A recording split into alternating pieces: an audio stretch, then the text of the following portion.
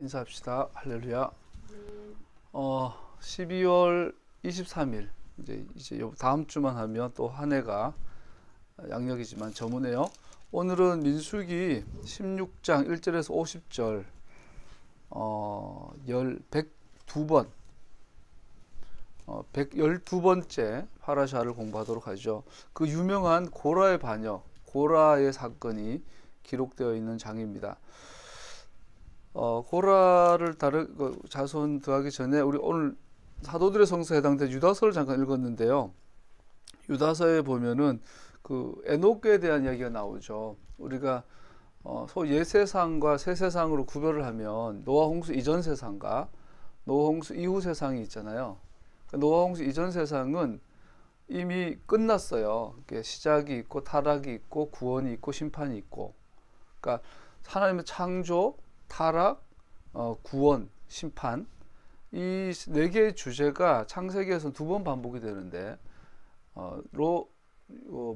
노아 홍수 이전에 그 한 번에 이 사이클이 끝나요. 그리고 노아 홍수 이후에 노아와 가족들 통하여 우리가 살고 있는 이 세상까지 연결되어지는 하나님의 창조에 대해서, 인간의 타락에 대해서, 또 인간의 구원에 대해서, 또 하나님 최종 심판에 대해서 두 번째 세상이 진행되고 있는 것이죠. 그래서 우리가 지금 살아가는 이 세상이 거울이 되는 세상이 에녹이 살았던 노아 홍수 이전의 세상이죠. 그 노아 홍수 이전의 세상에 있어서 신앙의 모델, 기준에 제시되는 인물이 여러 가지 있지만 독보적인 인물이 바로 에녹이라는 존재죠. 그래서 에녹은 당시의 평균 연령이, 그래서 옛 세상, 노아 홍수 이전의 세상은 인간의 평균 연령이 912세인데 가장 단명한 사람이요 365세. 그런데 그 에녹에 대한 특징이 또 나오는 단어가 동행하다, 하나님께 함께 걷다라는 뜻이에요. 함께 가다. 근데 그 특징에 여러 가지 부연 설명은 없어요, 에녹에 대해서. 그런데 에녹은 65세 되는 해에 회개를 해요. 65세 이전에는 자기 길을 걸었던 걸 알 수 있어요. 마이웨이. 65세 이전에는. 그런데 65세 되는 그 해에 어떤 계기에 의해서 에녹이 회심을 한 걸 알 수 있죠. 그리고 나머지 300년은 하나님과 동행하였더라. 그러니까 우리가 확실한 건, 구원을 확실히 알려면 300년을 하나님과 동행하면, 얘는 이제 검증이 끝났나 봐요. 하나님께 데려가 보시죠. 산채로 그냥 데려가시잖아요. 65세 되는데 무슨 일이 있었나? 우리는 정확히 몰라요. 그러나 유다서를 통해서 유추해 볼 수 있어요. 그 사건이 뭐냐면, 에녹의 아들이 무투셀라인데, 우리가 신학 목사님들이 무투셀라, 무투는 죽음이라는 뜻의 히브리어로, 셀라는 보내다, 무투셀라는 죽음을 보내다라는 의미다. 그래서 에녹은 죽음에 대해서, 또 나아가 세상 끝에 대해서 봤다라고 설명하는 학자들도 꽤 있고, 또 제가 만난 더 깊이 구약학을 연구했던 교수님들은 거기에 대해서 웃었더라고요. 무투셀라가 죽음을 본다는 뜻은 전혀 없다.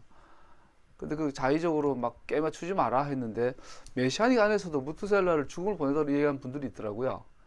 정확한 뜻은 몰라요. 학자들마다 나뉘니까. 어쨌든 유다서를 통해서 확실히 알 수 있는 것은 뭐냐면, 에녹은 확실하게 65세 되는 해에 그 회심의 계기나 과정이나 결과가 세상의 종말과 관계된 걸 볼 수 있어요.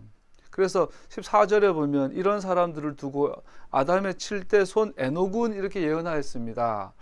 에녹이 회심을 해서 나머지 300년을 주님과 동행하는데, 그 신앙의 회심 본질이 뭐였냐면 미래에 대한 예언이에요. 미래에 대한 자각이었어요. 그 미래의 내용이 뭐였냐면, 보아라, 주님께서 수만 명이나 되는 거룩한 선사를 거느리고 오셨으니, 과거형이에요. 오셨으니. 예수님의 재림에 대한 그림인데, 에녹은 이미 경험한 것을 설명하고 자기 신앙으로 고백하고 있죠. 그 15절에 이것은 모든 사람을 심판하시고 모든 불경건한 자들이 저지른 온갖 불경건한 행실과 또 불경건한 죄인들이 주님을 거슬러서 말한 모든 거친 말들을 들추어내서 그들을 단죄하시는 것이다. 에녹은 이 온 우주의 마지막 심판을 본 거예요. 그리고 그 심판의 내용이 뭐냐면 하나님께서 주님께서 임하시는데, 거룩한 천사들과 임하시는데 거룩하지 못한, 경건하지 못한 사람들의 경건하지 못한 행동, 그리고 경건하지 못한 말, 행동과 말에 대한 심판을 하실 것을 에녹은 본 거죠.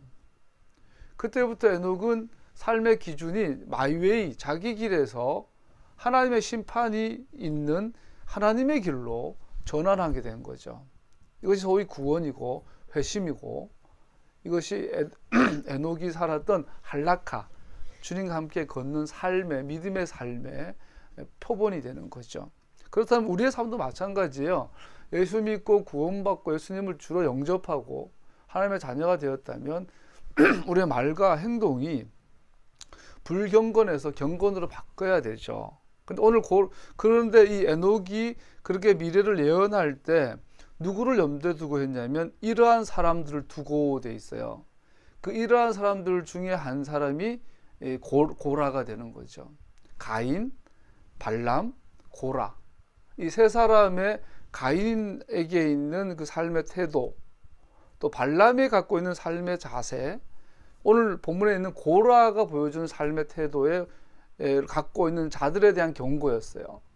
그래서 이 고라와 발람과 가인이 갖고 있는 공통점 반역, 반란, 반항, 이것이 그들의 키워드가 되고 그 키워드가 경건의 기준이 되는 걸 볼 수 있죠. 즉, 이 경건과 불경건의 기준은 하나님의 관점이에요. 하나님 보시기에, 즉 하나님에게 도전하는 거.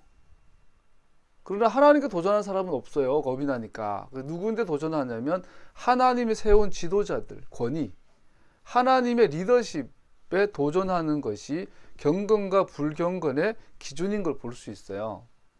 그래서 하나님이 세우신 하나님의 지도자들을 통해서 주어지는 그 말씀, 이것이 경건과 불경건의 기준이 되는 거죠. 오늘날 혼돈의 시대라고 제가 어제도 자꾸 생각하고 나누죠. 자, 과거에는요, 뭐 어울리는 예화인지 모르겠지만 제가 어릴 때 자랄 때만 해도 목사의 권위는 대단했어요. 우리 시골 면소재 지역, 우리 교회가 지금 100년이 된 아주 유서 깊은 교회죠. 시골 교회가. 우리 아버님이 교회 장로님이셨고 우리 집이 교회와 붙어 있었고 옆에 사택이 있었죠. 그 시골에 목사님들이 걸어가면, 목사님이 가면요, 뭐 면장이고 파주소 소장이고 다 먼저 인사했어요. 목사님 오셨냐고, 아무리 젊어도. 그리고 동네 건달들도 담배 피우다가 지들끼리 막 싸우다가 욕하다가도 목사님이 지나가면 다소곳하게 딱 옆에 서서 담배를 숨기고 목사님 오셨습니까 인사하고 그랬었어요. 지금도 선명히 기억하는 게, 저는 교회랑 집이 붙어 있다 보니까 학교 한번 갔다 오면 교회에서 놀았죠. 교회에서, 어릴 때부터 교회에서 놀고 교회에서 자고, 또 목사님 사모님 해주신 떡볶이 먹고 컸어요. 교회가 내 집이었죠. 그런데 어느 날 우리 동네에 국진 형이라는, 실명을 이야기해도 되겠다. 김국진, 똑같이 김국진이라는 형이 있었는데 한 4, 5년 선배가 되는데 전과 10범이 넘어요. 근데 그 형이 뭐 틈만 나면 도둑질 하러 오는 거예요. 우리 집에도 훔치다가 내 눈에 걸린 적도 많고. 근데 그게 도둑질인지 몰라가 형 뭐해? 그러면 그 다음날 되면 돈이 없어지고 막. 근데 그 형이 교회 사택 바로 뒤에 살았어요. 붙어있어요. 다마나 사이로. 틈만 나면 사택에 와서 뭘 훔쳐갔어요.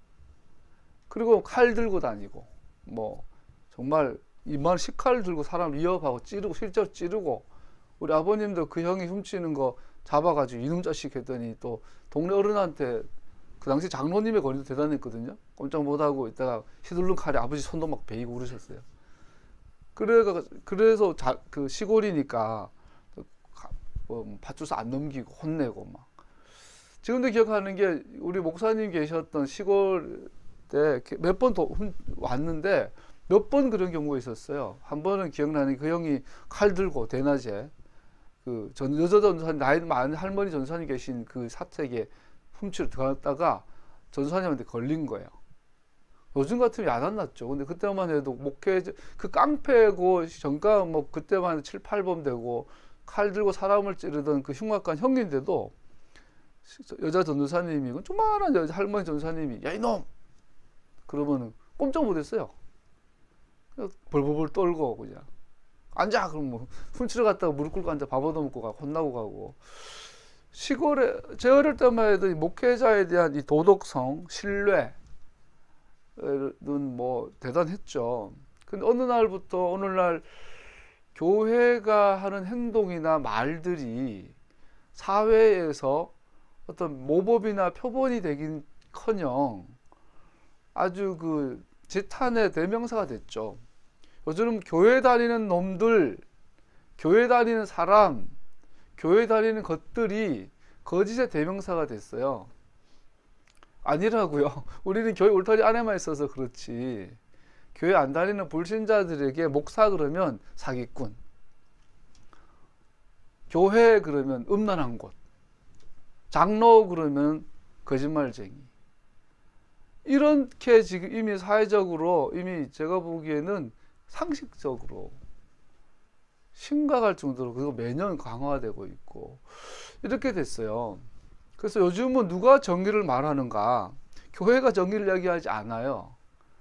최근에 촛불 집회가 지난 과거로 돌아봐도 그래요. 광주혁명 때도 저 영남 TK 출신이죠. 영남이나 충청권에 있는 교회 목사님들은 언론에 다 쏘갔어요. 그리고 사람이란 게 이게 소홀히 하지 않은 게, 처음에는 쏘지만 사람이라는 게 그 만만한 존재가 아니거든요. 진리에 대해서 조금만 목마름이 있으면 계속 쏘길 수는 없어요. 그런데 왜 영남에 있는 목사님들은 수십 년 동안 광주 혁명이, 민주혁명이 빨갱이들의 광주 사태라고 수십 년 동안 쏘갔을까요? 처음에는 쏘는 건 이해가 가요. 처음에 언론이 통제되니까. 그러나 10년이 지나고 5년이 지나고 20년이 지나도 여전히 광주 사태를 그런 폭동으로 이해하고 있는 목사님들이 많아요. 교인들이. 그래서 쏟고 싶은 거예요. 그렇게 믿고 싶은 거죠. 촛불 집회도 마찬가지예요. 지금 사회의 바름을 이야기하고 나눔을 이야기하고 정의와 공정을 이야기하는 사람들은 교회 집단이 아니에요. 교회 다니지 않는 평범한 시민들이 그 이야기를 하고 있어요. 이번에 그 플란데스의 개. 이번에 이명박 장로, 나는 다통이라 말 안 해. 장로라 불러. 이명박 장로님들의 다스의 그 주식을 3% 사겠다라고 시작한 그 일을 3주 만에 150억이 모였어요. 3.1 운동, 촛불 시위, 이번에 그런 모금 운동은 같은 맥락이라고 봐요. 과거에는 교회가 주도했어요. 그런 운동들을. 근데 오늘날은 교회는 에녹이 말했던 경건과 불경건의 기준을 제시할 수 있는 권위를 상실했어요. 다른 말로 말하면 오늘날 교회는 여러분과 나는 고라의 영에 심각하게 지금 뭐랄까 전염되어 있어요. 고라의 영은 반역의 영의 대명사고, 고라의 자신앙은, 그리고 그 신앙의 가장 큰 특징은 전염성이에요. 오늘날 교회는 전염되어 있어요. 영국도 마찬가지고 미국도 마찬가지고요. 그래서 하나님께서 오늘날 전 세계 교회가 이 고라의 영에 전염되어 있어서 이것을 회복하게 하게 하시는 그 회복의 길이 토라 회복인데, 심지어 메시아닉 교회로 전환한 교회들조차도 고라의 영이 전염되어 있는 것을 봐요. 물론 여러분과 나도 마찬가지예요. 오늘 16장을 간단하게 공부를 해보겠지만, 우리가 두려워해야 될 것, 인간에게는 본성적으로 우리 속에 반역의 영이, 반역의 태도가, 반역의 자세들이 있어요. 하나님의 권위에 도전하는, 그를 고라라고, 발람이라고, 가인이라고 명할 수 있어요. 그래서 에녹은 그걸 본 거예요. 그래서 에녹은 마지막 때에 하나님께 반역하는 그 영의 역사에서 하나님의 권위에 도전하는, 그것에 대한 심판을 봤어요. 그러고 나서 에녹은 회심했어요. 300년 동안 하나님과 동행했다는 말은 에녹은 하나님의 권위에 굴복하는 삶이었던 걸 볼 수 있죠. 교회는 이 기준, 이것이 불경건이고 경건이고, 이것이 순종이고, 이것이 반역이라는 기준을 항상 갖고 있어야 되고 전해줄 수 있어야 되는데, 오늘날 교회가 여러분과 내가 먼저 고라에게 먹혔어요. 전염돼서 병들어 있는 거죠. 그럴 때는 하나님께서 간단해요. 아브라함의 자손이 아닌 자들을 통하여 소리 지르게 만들어요.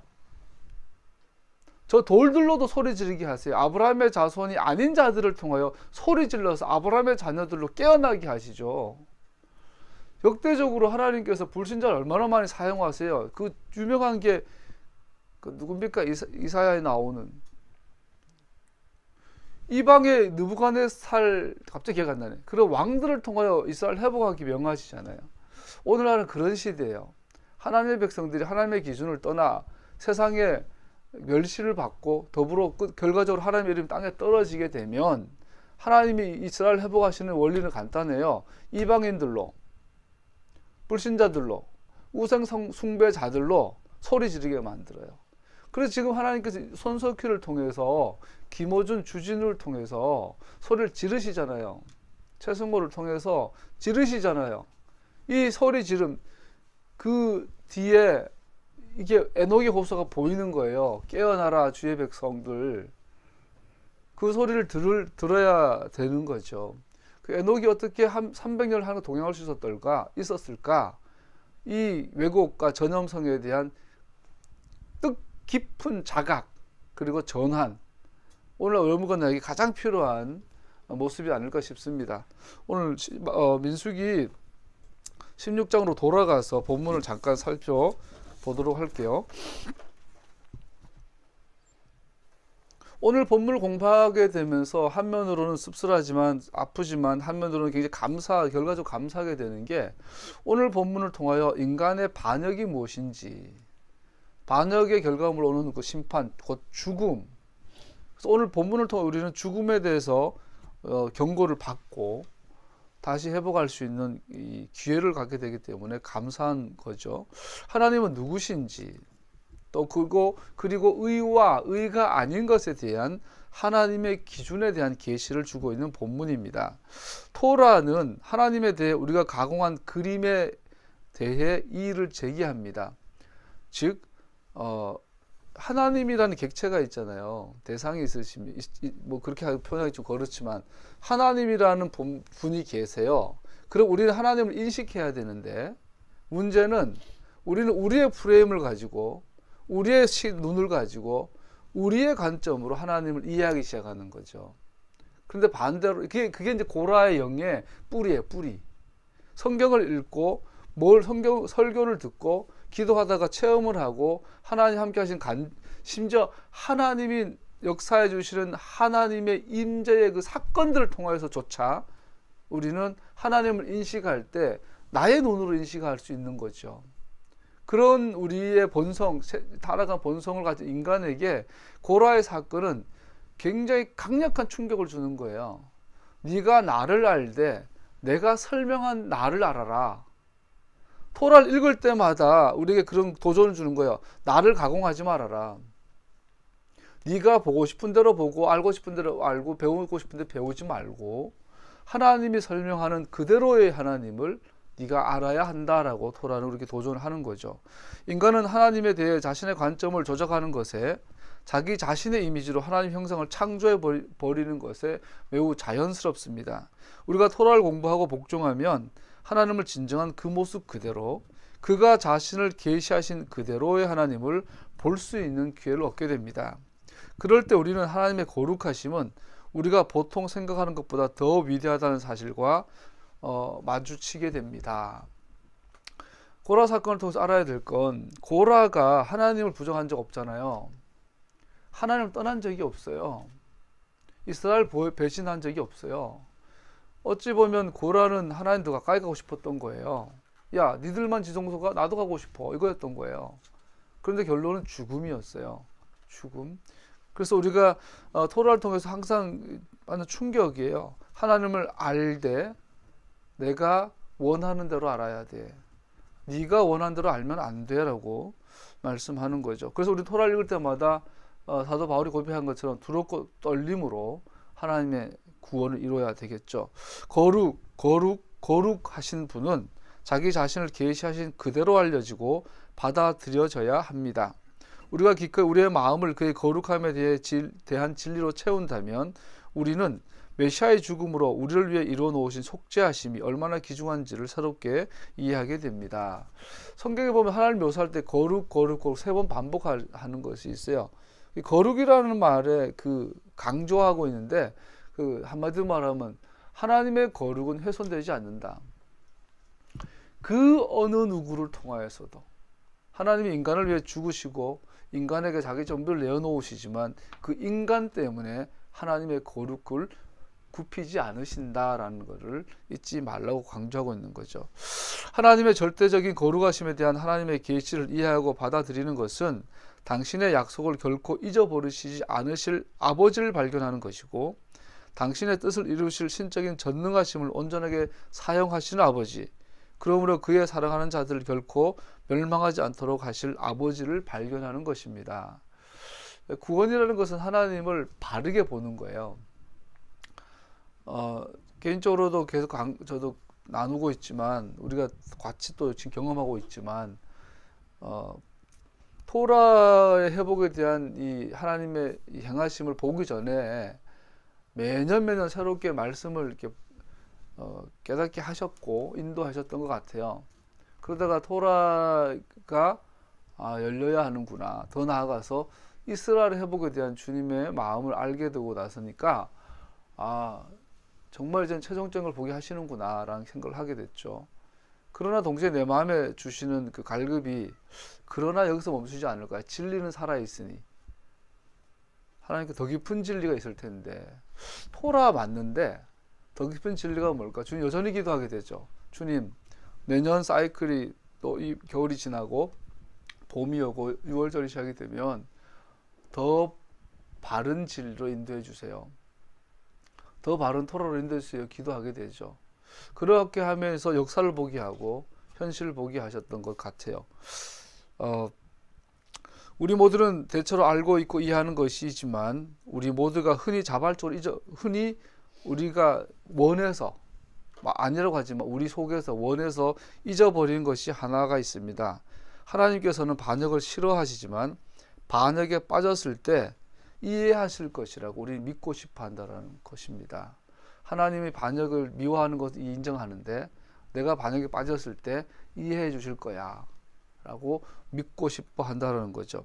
하나님께서는 부모가 안 되고 말하는 것처럼 하나님은 정말로 반역은 우리가 인간이고 여전히 배워야 하고 자라나야 하는 존재이기 때문에 반역하는 것을 이해해 주고 계신다고 믿고 싶어 합니다. 우리가 믿고 싶지 않은 것은 하나님께서는 반역을 혐오스러워 한다는 사실입니다. 하나님은 반역을 가장 심각한 형태 우상 숭배로 보십니다. 여기에 무시할 수 없는 반역의 속성이 있습니다. 만약 그것을 확인하지 않으면 비옥한 땅은 모든 종류의 우상 숭배가 자라나는 땅이 되어 버릴 것입니다. 무슨 말이냐면 반역은 우리의 마음에서 시작이 된다는 거죠. 우리의 마음 속에서 하나님께서는 내가 웬만큼 반역해도 아버지니까 내가 약하니까 봐주시겠지 라는 연중에 자기 기만이 있죠. 이런 마음 속에서 반역이 시작이 된다라고 보고 있습니다. 아까 말씀드린 거룩은 절대적이에요. 너희가 코를 고니까 갑자기 내가 길을 잃어버렸어요. 하나님의 권위에 대한 반란하는 것은 우상 숭배의 온상이며 그것은 바로 그 시작이 됩니다. 반역이 우상 숭배라고 하는 그게 뭐냐면 우상 숭배는 보이는 외적인 모습이고 그 우상 숭배 시작이 어디냐면 우리 마음속에 반역하는 반역하다, 반란하다, 반항하다, 이게 뭐죠? 하나님께서 무슨 말씀을 하시는데 동의하지 않는 거죠. 진심으로, 전심으로. 이것이 반역인데 이런 마음들이 우리 속에 있다가 쌓이고 커지면 최종적으로 우상 숭배로 표출이 되는 거죠. 어떤 형태로든. 그래서 고라는 하나님을 부정하지 않은 것 같아요. 이스라엘 하나님 가까이 가고 싶어서 그랬던 거예요. 누가 보면 되게 칭찬할 만하기도 해요. 야, 모세야, 아로나, 나도 레위인이야. 그냥 정말 만약에 고라가 반대로 정말 순수하게 반역을 했다면 어땠을까요? 아론과 모세와 아론을 질투하여 그들의 권위를 부정하기 위해서가 아니라 정말로 하나님 앞에 직접 나가고 싶어서 그냥 어린아이처럼 그랬다면 이건 좀 다른 이야기가 될 수 있겠죠. 그런데 우리 마음속에는 이런 게 있는 거죠. 그런데 그런 반역이 마음에 시작이 됐다가 시간이 흘러서 세상 표출되는 것은 우상숭배예요. 즉 고라를 성경은 하나님 가까이 가고 싶어 해서 실수한 자로 보지 않고 우상숭배자로 결론 내고 있어요. 이것이 이제 심각한, 이것을 우리는 영적 분별력이라고 하는데, 영적인 분별력이 사라지면 우리는 어떻게 되죠? 우리가 십자가 보면서 배운 것처럼 거짓 신앙 체계에 빠지고, 거짓 신앙 체계라는 것은 여전히 교회 다니고 고라처럼 여전히 기도하고 여전히 많은 헌금과 철저한 11조 생활, 여전히 예배 생활, 선교, 전도, 구제를 다 하지만 거짓 신앙 체계에 빠져 있으면 어떻게 돼요? 결국은 하나님을 반역하게 되는 거죠. 하나님을 이름으로 일을 하는데 내 방법대로, 내 힘으로, 내 능력과 내 방법과 내 길로 내 목적을 위해 하나님의 이름으로 열심을 내는 것, 이것이 거짓 신앙 체계라고 그랬죠. 이것은 하나의 시스템이에요. 거기에 빠져버리면 헤어날 수 없는, 이것을 반역이라고 하는 거죠. 문제는, 가장 심각한 문제는 우리가 절에 다니면 죄인 줄 알아요. 절에 가서 절을 하면 나 우상숭배했네 알아요. 그런 놈한테 가가지고 야! 우상숭배는 죄야 해게 그러면 인정해요. 그죠? 깜짝 놀래요. 그런데 여전히 교회 다니고 여전히 11조, 여러분 1,000만 원 받은 사람이 100만 원 내는 건 쉬운데 1억 연봉인 사람이 1,000만 원 11조 하는 건 되게 어렵잖아요.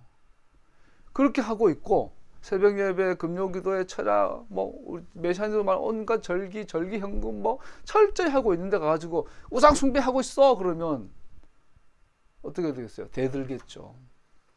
이완용이한테 가서 야, 넌 매국노야. 그럼 이완용이 그러죠. 내가 언제 나라를 팔아먹었냐고. 우리나라가 이렇게 지금 힘드니까 더 잘 살게 하려고 그런 건데. 우리 속에 남이섬 가지 마세요. 남이섬. 민비의 그쪽입니다.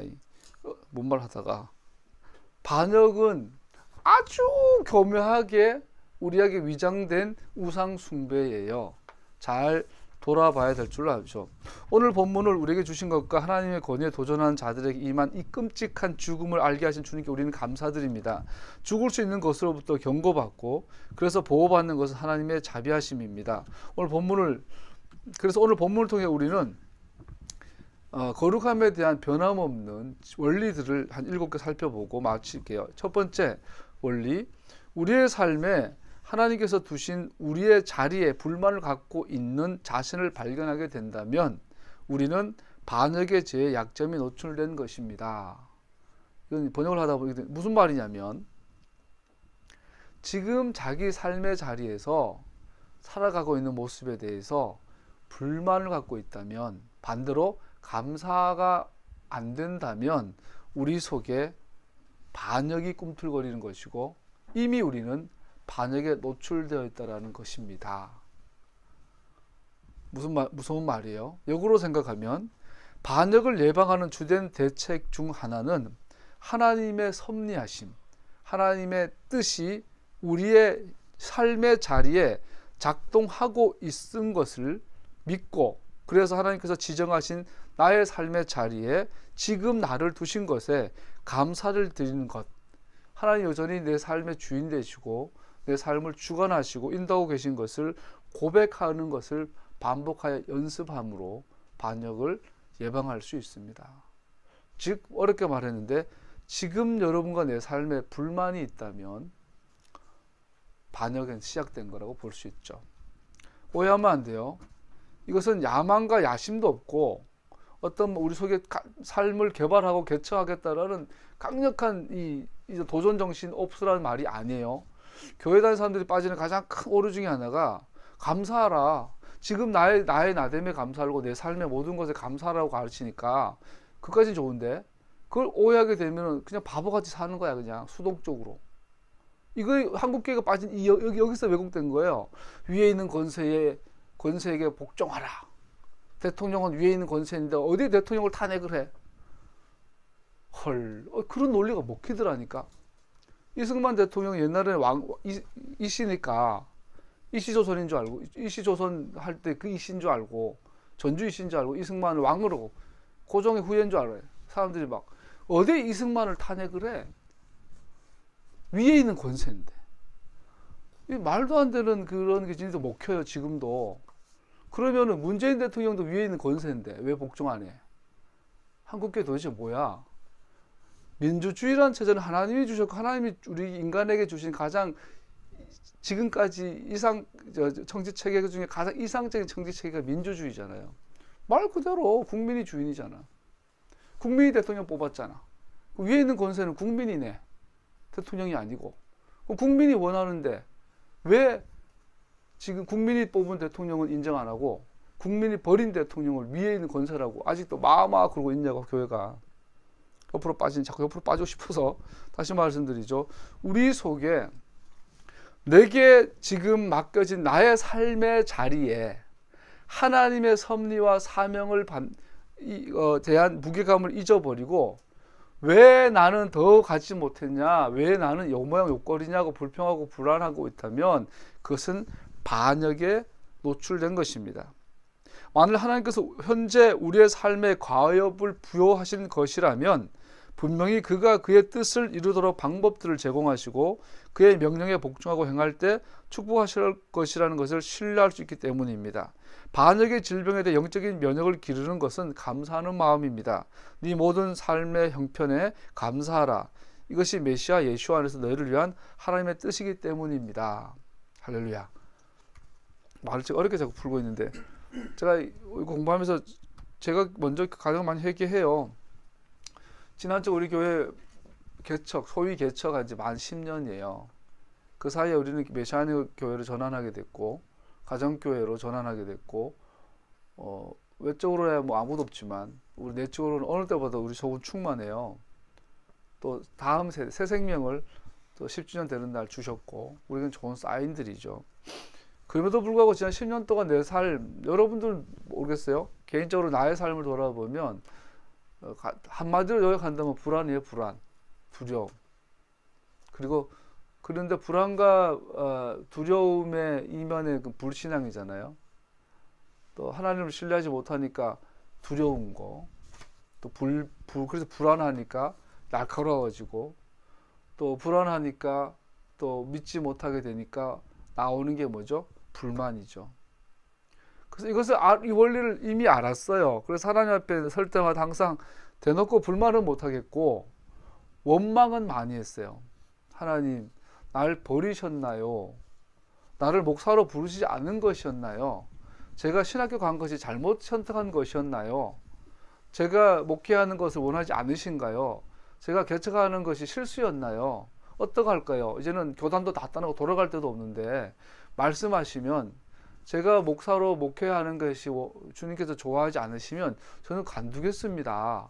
그냥 직장생활하고 일반인으로 살겠습니다.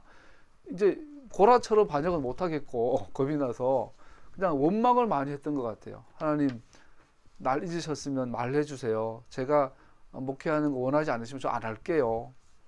이렇게 10년을 지나다 보니까 일종의 반역이었던 거예요. 일종의 불신앙이었고 감사하지 못했던 것은 같으니까요. 여러분들은 어떠세요? 태어나 보니 아버지가 가난해요. 태어나 봤더니 내 친구도 가난하면 문제가 안 되는데, 문제는 내 친구 아버지는 판사고 막 대기업 임원이고 막 형은 교수고 뭐 자산이 막 있고, 이 비교가 되니까 문제가 되잖아요. 그럼 우리 속에서 이게 내 삶의 자리에 대해서 이건 하나님 주신 게 아니야, 지금 내가 이렇게 살아가는 하나님의 뜻이 아니야, 이렇게 될 수 있는 거죠. 내 힘으로 살아보려 빠락빠락 성공하면 나의 왕국이 되는 것이고, 실패하면 더 깊은 원망에 빠지게 되는 것이고, 이런 것들은 고라의 영에 노출되기 시작한 시작점입니다. 이것을 예방할 수 있는 것은 매사에 주님께 감사하고 내 모든 것에 주님이 주인 되심을 인정하는 것이라고 합니다. 두 번째 원리는, 반역의 두 번째 원리는 하나님에 대한 명백한 모독으로 시작하는 것이 아닙니다. 하나님께서 지명하신 지도자들의 권위를 거절하는 것으로 시작됩니다. 고라는 하나님을 부인한 적이 없어요. 모세와 아론을 부인했어요. 그래서 겉으로 보기에는 하나님에 대한 것은 문제 없어 보여요. 그러나 오늘 본문을 통해서 아는 두 번째 반역의 원리는, 반역은 하나님 자신이 아니라 하나님께서 지명하여 세우신 권위자, 리더들에 대한 거절하는 것으로 시작됩니다. 고라와 모세와 아론의, 고라가 또 고라의 무리들, 모세와 아론의 반란을 일으킨 자들은 자신들이 광야에서 방랑하는 것이 하나님과 약속하신 땅에 들어가라는 명령에 불복종한 것에 대한 징계 때문이라는 사실을 받아들일 수 없었습니다. 그러므로 자신들이 받는 징계의 책임은 지도자라서 부족하다고 증명되어 것처럼 보인 모세와 아론의 책임으로 돌립니다.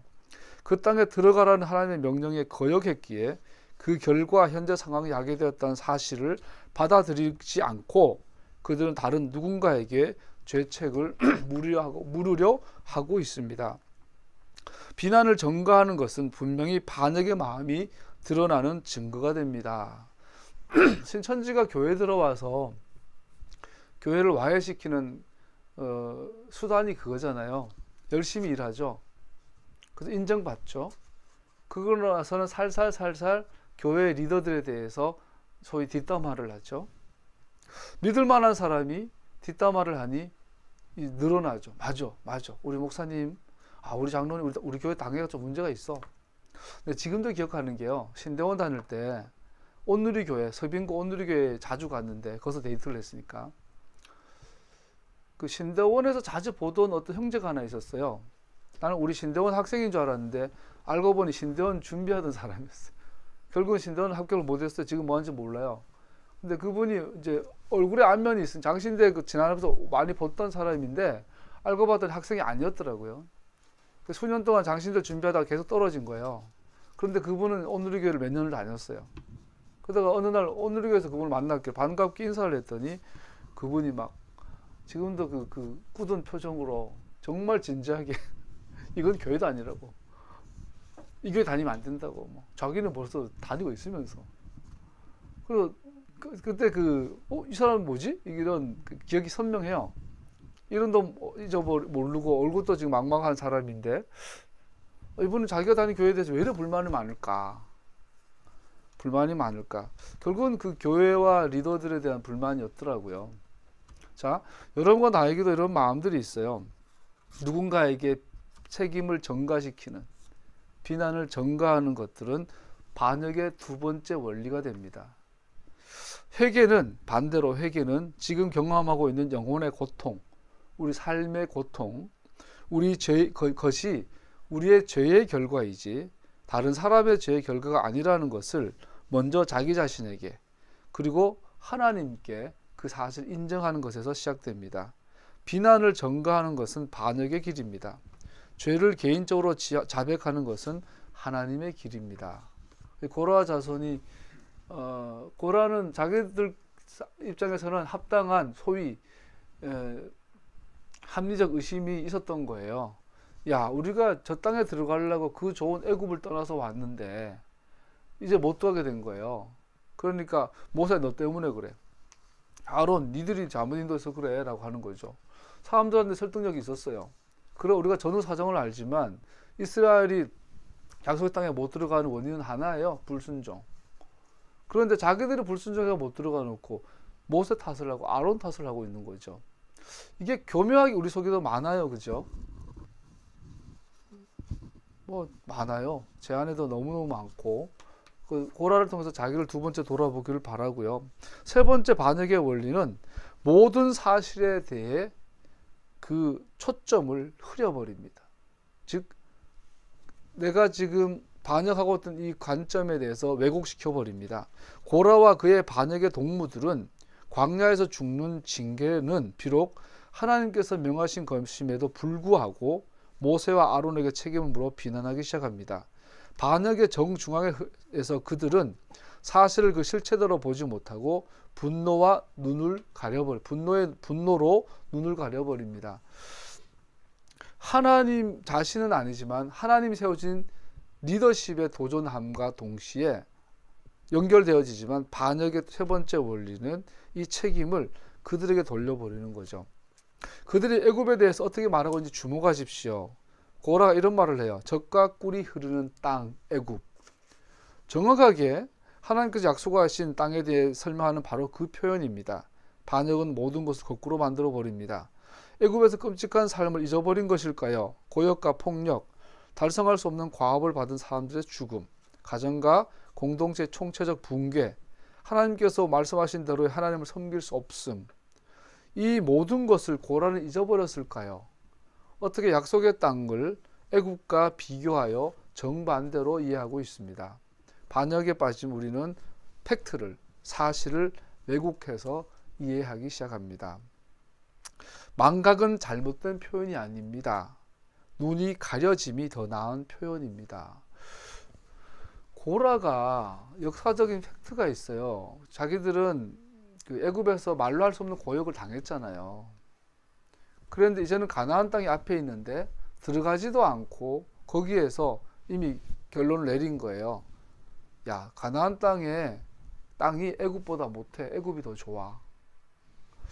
여러분, 이번에 촛불 집회 이후에 당신들은 우리와 다른 토라를 갖고 있군요 라고 제가 이런 말 자주 했잖아요. 그래서 그래요. 같은 역사적 사실인데 왜 보는 관점이 이렇게 다를 수 있을까요? 토라가 달라서 그래요.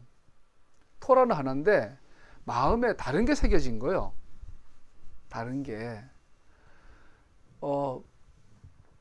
우리나라 한국 역사를 보세요. 단 한 번도 민초들이, 옛날로 말 일반 백성들이, 요즘으로 말하면 일반 시민들이 일어나서 군주를 바꿔버린, 정부를 교체한 경우는 유일무이해요. 단 한 번도 성공한 적이 없어요. 우리나라가 이번에 작년 겨울에 그 촛불을 들고 한 거예요. 이것은 우리나라 역사상 전무후무하고 더 나아가 전 세계적으로도 전무후무해요. 단 한 건의 유혈 사태도 없고 불법 시위가 없었어요. 법원에서 하라는 대로 했어요. 100m 앞에까지 가라. 안 된다. 오늘 200m다. 그 몇백만 명, 1000만이 넘는 그 시민들이 촛불을 들고 법원이 허락하는 만큼 합법적인 시위를 했어요. 시민의 권리였죠.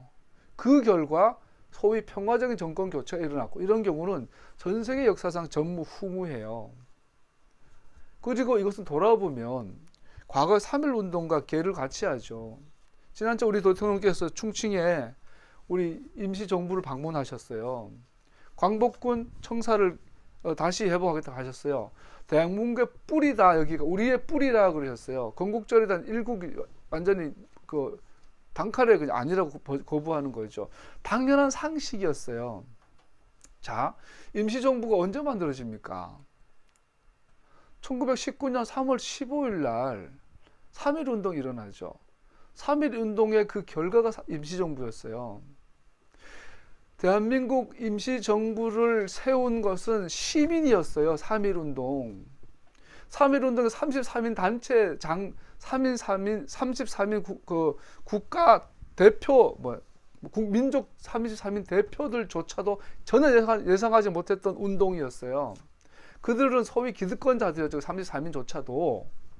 식당에서 비싼 밥 먹고 차 마시고 학생들 불러가지고 3.1운동 전단지 나눠주고 기미 독립선언서 나눠주고, 지들은 택시 타고 맛있는 거 먹고 따뜻한 집에서 택시 타고 경찰서로 자신 출두해요. 지들은 그거 전단지 물려받은 10대 유관순 같은 젊은 학생들이 그거를 돌리기 시작을 해요.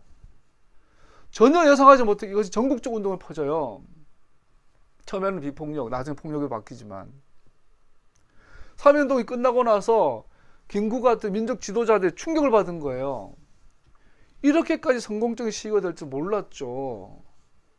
이럴 줄 알았으면 진작에 제대로 준비해서 바로 제대로 했으면 우리는 독립할 수 있었는데, 이렇게 어마어마하게 나라가 한 마음으로 일어날 줄 몰랐는데 아차 했던 거예요 그때. 그래서 그 당시 리더들이 만들어낸 게 상위 임시정부예요. 그 임시정부가 충칭에 가서 이봉창 의사의 이 의거를 통하여 장제스의 지원을 받고 그 힘으로 살아남았고 오늘날 대한민국 정부의 뿌리가 된 거죠. 자, 그러면 지금 시대가 돌아가고 있는 것은 전형적인 3월 1일 날 있었던 3.1 운동의 그 시민혁명의 결과가 그때 이루지 못했던 그 바른 정부를 세우겠다라는 그 열매를 이번에 맺은 거잖아요. 그 사이에 4.19 있었고 5.18이 있어가지고 3.1 운동 때 그 피 흘려가면서 우리 민족이 세우려고 했던 그 나라에 대한 꿈이 한 단계 나간 게 이번에 촛불 시위였잖아요. 이것은 역사적 팩트잖아요. 고라역에 오염되지 않았다면 이것은 하나님의 관점에서 볼 수 있어야 하잖아요. 이것은 하나님의 일이고 하나님이 하고 계신 것이고 교회보다 더 정의로운 불신자들, 교인들보다 더 정직하고 더 사심이 없는 불신자들 통하여 세우신 일들이잖아요. 그러면 교회가 할 일은 후회하고 회개하고 죄송하다 그러고 토라로 돌아가서 하나님의 기준을 회복하는 것이 하나님의 교회를 세우는 준비잖아요. 그런데 정작 교회들은, 우리들은, 여러분과 나는 우리 속에 숨겨진 고라의 반역의 영을 가지고 이 촛불 시위를 친북 좌파, 종북 좌빨이라고 그러고, 아랍에미리트 요번에 그 비서실장이 다녀왔는데 아까 조선일보에서 보니까 이 조중동 이 거짓말쟁이들이 자꾸 그 10여 년, 30년인가 우리나라의 원전을 직접 설계하고 거기에 깊이 관여했던 최고 전문가, 캐나다 원자력도 일하셨던 그분의 인터뷰한 걸 내가 3번이나 들었어요. 아랍에미리트에 우리나라 원전 수출할 때는 이것은 절대 정상적이지 않다. 본인이 최고 전문가예요. 분이 그래요. 이것은 정치적이고 부정적이고 불법적이다. 그거 회복하려고 간 건데 뭔 딴소리하고. 소망교회 이명박 장로님과 동료 최모 장로님이 캐나다에 농협을 자주 가죠. 하비스트 사회. 돈을 어마어마하게 해먹죠. 한교안 총리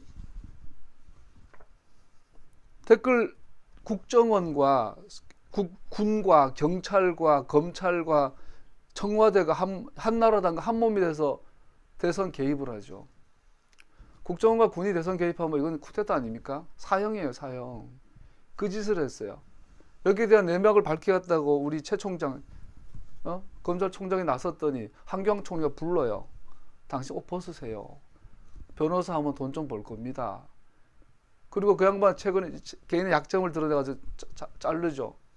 잘 알고 있는 서울중앙지검 윤석열 검장은 대전으로 그냥 지방 발령내버리고. 그렇게 나온 게 박근혜 정권이에요. 거기를 탄핵시킨 게 촛불 시위예요. 왜? 교회는 앞장섰어야죠. 가장 앞에서 그를 해야 될 사람들이 교인들이었죠. 이것은 민중신학도 아니고 자유신학도 아니고 이것은 복음이에요. 이것은. 근데 오늘날 교회는 고라의 영과 하나님의 거룩하심을 혼동하고 있어요. 지금. 메시아닉 교회라면, 토라를 회복하겠다는 공동체가 이스라엘 회복을 꿈꾸는 교회라면 촛불 시위에 가장 앞장섰어야죠. 가장 적극적으로 지금 정부가 적폐를 잘 청산하도록 기도해야 하지요. 그것이 진짜 교인이지요. 이것을 아니라고 말하는 자들과 우리는 토라가 달라요. 이거는 팩트예요. 4번째 원리, 예배는 3번째 원리에 다시 한번 중요한 말이라서 망각은, 애굽이 그런 나라였다라는 망각은 잘못된 표현입니다. 눈이 가려졌다라는 것이 바른 표현입니다. 오늘날 교회들이 왜 눈이 가려졌을까요? 4번째 원리, 예배, 특별히 기도는 반역에 대한 리트머스 시험입니다. 즉, 그 사람이 반역의 영에 빠져 있는지 아닌지를 구별할 수 있는 시험지가 뭐냐면 기도라는 거예요. 예배라는 거예요. 즉, 그 사람의 기도를 잘 들어보면 이 사람이 고라의 라인에 섰는지 모세의 라인에 섰는지를 알 수 있어요. 반역에 대한 모세의 시험은 자기들의 향로와 향을 가지고 하나님께서 그들의 제물을 받으시는지 하나님께 가까이 나아가는 것이었습니다. 그들은 성막에서 분향제사를 수행하던 사람들이었습니다. 향은 기도의 상징입니다. 그리고 모세가 명한 이 시험은 상징적으로 그 기도를 하나님께 받으시는 것에 대한 시험이었습니다. 아론의 향은 받으셨고 고라와 그 무리들의 향은 거절하셨어요. 거절한 게 아니라 산채로 죽였어요. 엘리야가 위대한 건 산채로 들림 받았죠. 아까 에녹이 위대한 건 산채로 들림 받았어요. 모세는 잘 모르겠고. 그런데 산채로 지옥에 들어간 사람도 있어요. 고라와 그의 무리 250명. 고라와 다단과 온 그리고 그의 무리들은 산채로 에녹과 정반대의 삶이에요. 내려가죠. 그들의 기도는 거절당해요. 내가 고라의 영에 빠져 있는지 반역하고 있는지 아닌지를 알 수 있는 것은 나의 기도를 점검해 봐야 돼요. 목사는 성도들이 지금 무슨 기도하고 있는지를 점검해야 돼요. 입시 시즌이에요. 교회마다 프로그램들로 뻥 튀진 교회들이 많아요. 특별히 입시 시즌에는 학부형 기도회. 그 자체는 괜찮죠. 그럼 목사님들이 이 학부형 기도회, 고3 아이를 고2, 고3 아이를 둔 부모들을 불러서 시험 잘 치고 좋은 학원, 좋은 학교, 좋은 직장 갖도록 기도하게 하는 이 기도회를 하면요, 항상 흥해요. 토라 회복을 위해서 모여서 기도하고 회개하는 모임은 안 모이죠. 성경 공부까지는 모여요. 근데 토라 회복을 명하면 예를 들어서 이명박 장로는요, 감옥 가야 돼요. 감옥 또한 그 양반은 무기징역 받아야 돼요. 그게 토락을 공부하는 거예요, 그게. 근데 이런 모임은 아무도 안 오죠. 그런데 자녀를 위해서 축복하는 기도회 하자 그러면 다 모여요. 그때는 졸지도 않아요. 설교를 지루하게 해도 그때는 아멘 소리가 커요.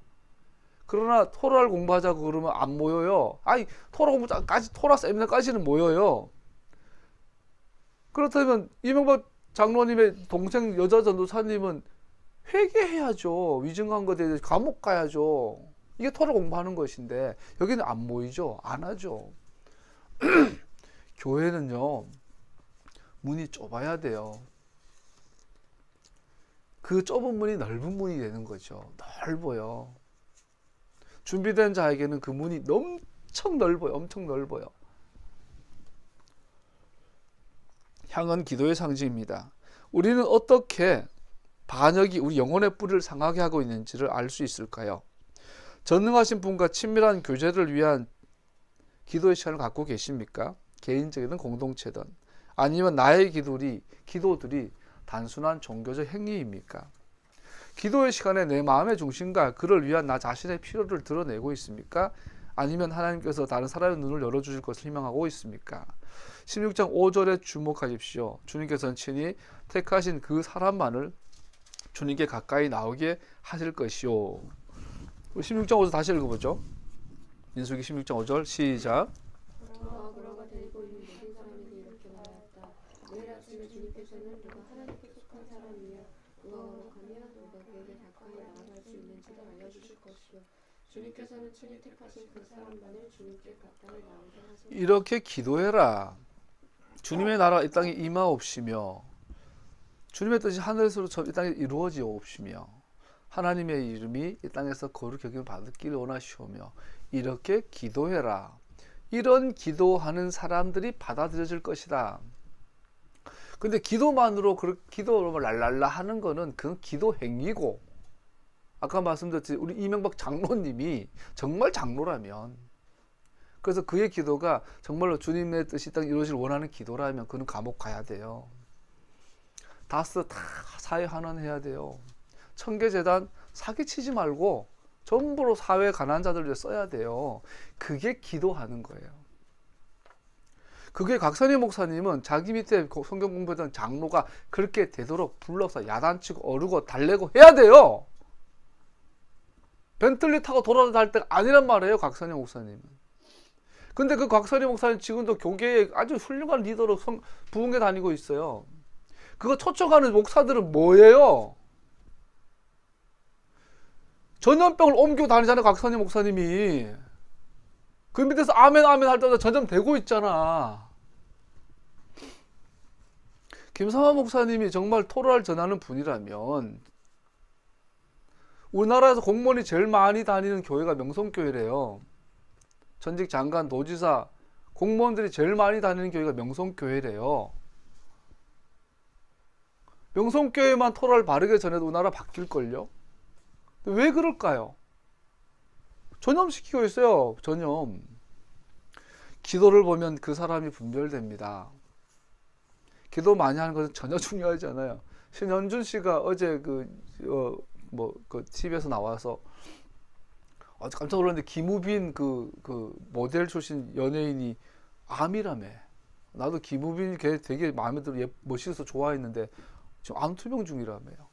그래서 지난주 금요일날 열심히 기도했더니, 그 양반 아마 여도순문교회 다닐 건데, 그날 저녁에 형님 저 많이 좋아졌습니다 문자 왔다고 울먹거리는 그 인터뷰 기사가 있더라고. 하나님께서는 개개인적인 그 기도를 들으세요. 참 귀한 일이죠. 그리고 그 양반이 10시간 기도할 때 그 기도를 들어보면 돼요. 이게 뭔지. 기도를 점검하십시오. 유대인과 이방인이 하나가 되는 건 기도가 하나가 되는 겁니다. 5번째 원리, 반역은 전염됩니다. 하나님께서 모세에게 반역한 무리들에게 행하실 것을 분명히 하신 후에 모세는 나머지 백성들을 그들과 떨어지게 합니다.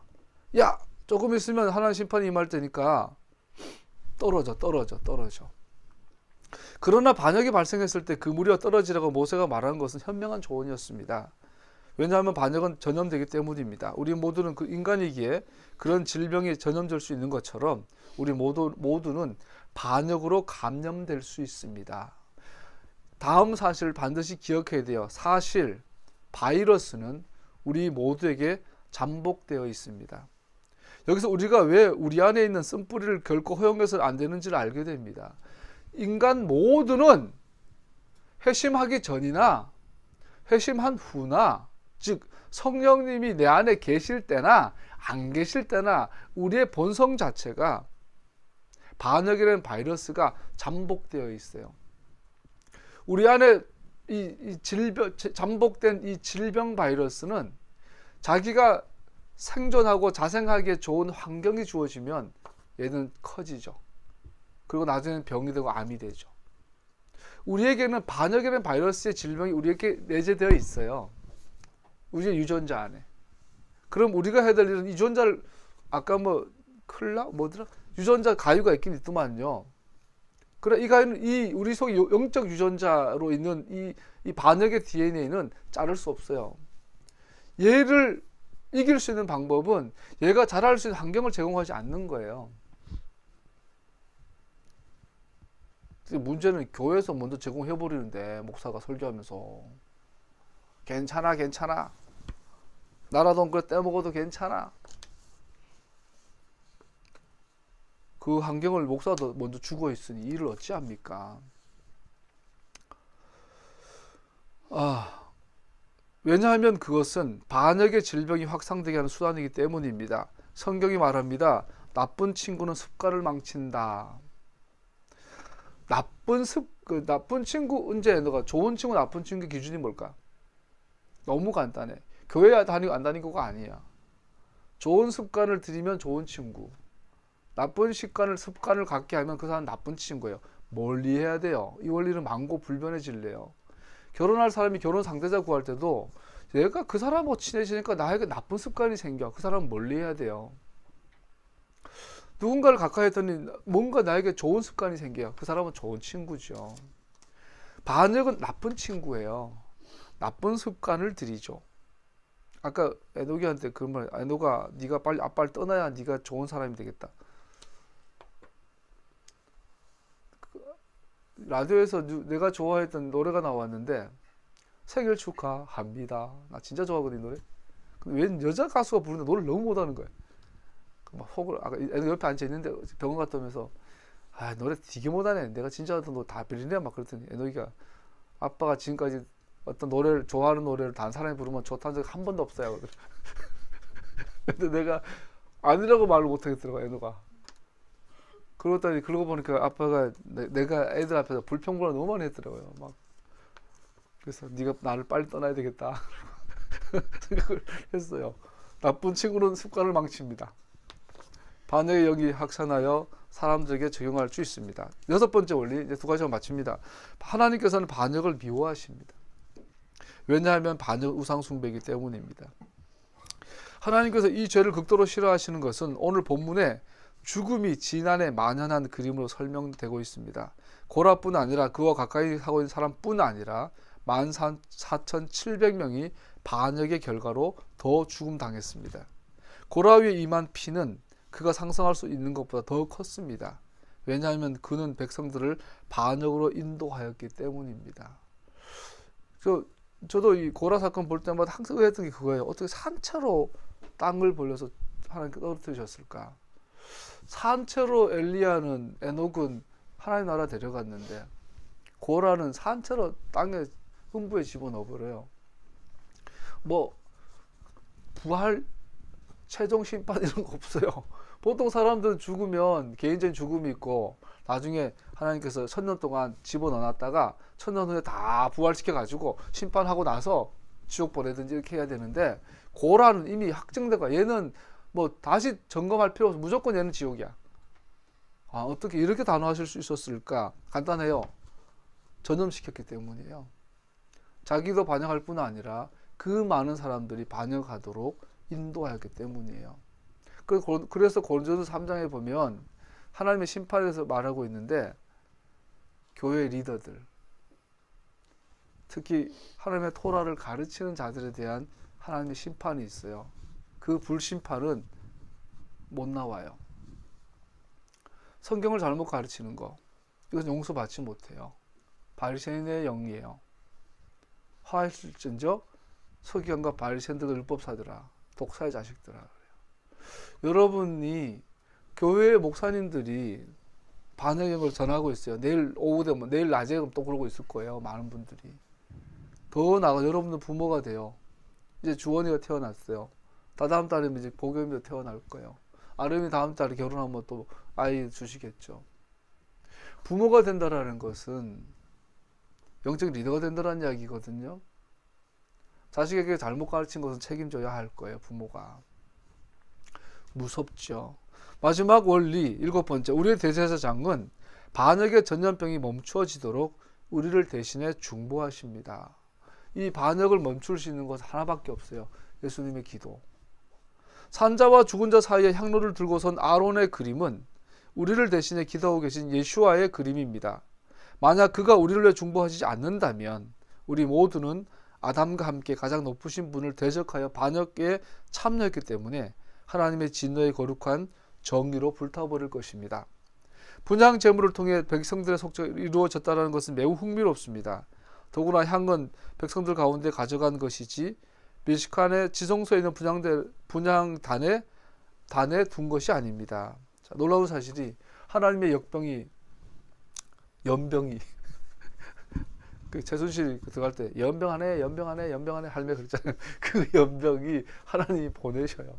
이 반역의 역병이 왔을 때 사람들이 많이 죽죠.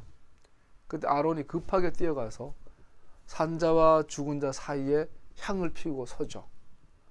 자, 이것은 예수님이 산자와 죽은 자 사이에서 중보하고 계신 예수님의 십자가의 은혜에 의해 그분의 중보 기도를 상징하죠. 문제는 이 향이 지성소에 있는 것이 아니라는 거예요.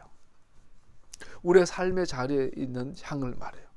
이것은 우리에게 많은 것을 의미하죠. 명백하게 백성들을 위한 중보 기도를 의미하며 대제사장의 직무로 지성소에 가득 채워지는 대속죄에 드려진 향을 상징합니다. 백성들에게 덮친 역병은 하나님께서 임재의 구름 가운데서 임하신 것에 대한 직접적인 결과였습니다. 백성들 한가운데 취해진 향은 대속죄일에 드려진 향이 하나님 임재의 구름인 쉐키나의 장소에 드려진 것과 같습니다. 대속죄일날 되면은 대제사장이 향로에 향을 담아서 지성소로 들어가요. 그러면 하나님의 강력한 쉐키나의 가시적 구름이 임재의 구름이 임해서 이스라엘 백성들이 속죄받아요. 놀랍게도 지금은 지성소가 아닌 일반 땅이에요. 일반 자리예요. 가나안 땅도 아니에요. 그냥 광야예요.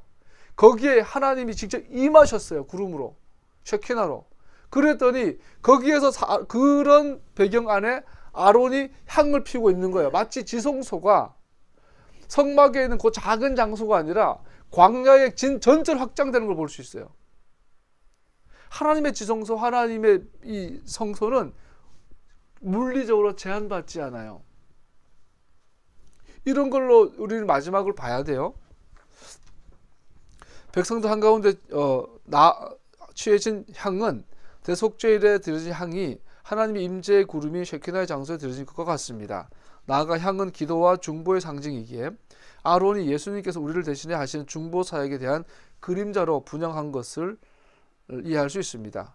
예수님 역시 산자와 죽은 자 가운데 서셔서 자신의 의로운 제물을 죽음으로 살리신 자들을 자신을 의로운 제물로 내어놓으시고 죽음으로 살리신 자들을 보호하고 계십니다. 예수님께서는 지금도 밤낮으로 쉬지 않고 여러분과 나를 중보기도 하고 계십니다. 그래야 덕분에 여러분과 나는 마지막까지 구원의 길로 가게 될 줄 믿습니다. 기도합시다.